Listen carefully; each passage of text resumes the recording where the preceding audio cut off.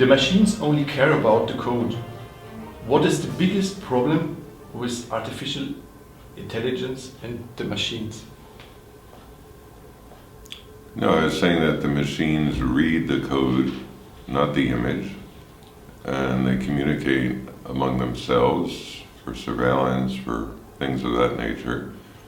And there are machines in some countries all over the place watching through the cameras and seeing if anything looks suspicious and so on. So the camera is being turned against ourselves in terms of surveillance, in terms of kind of imprisoning us in this police state of sorts.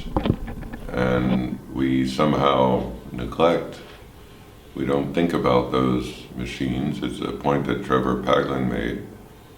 And instead we think of ourselves as in control of photography when we're often much more the subject than the author of it.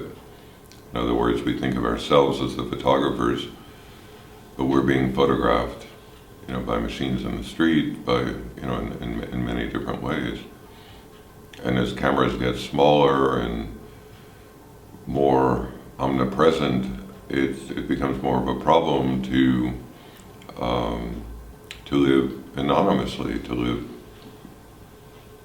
our own lives. So, that is a whole separate problem. In terms of the artificial intelligence, like anything, it has good and bad parts to it.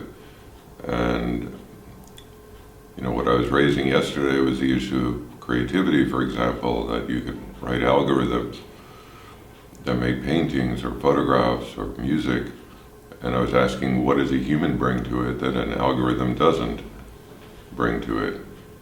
It's kind of like photography in the 19th century, where the painters were asking similar questions about photography. The painting were painters, and now you have a photograph that in a very short time makes an image that's actually more realistic than the painting. So they were afraid of cameras, photography.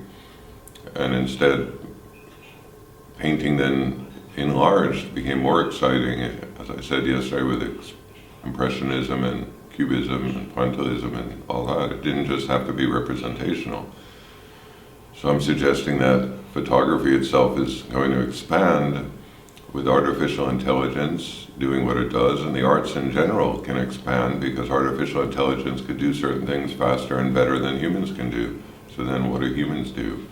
And so I think it's an opportunity for photographers to become even more explicitly subjective, innovative in terms of what they do.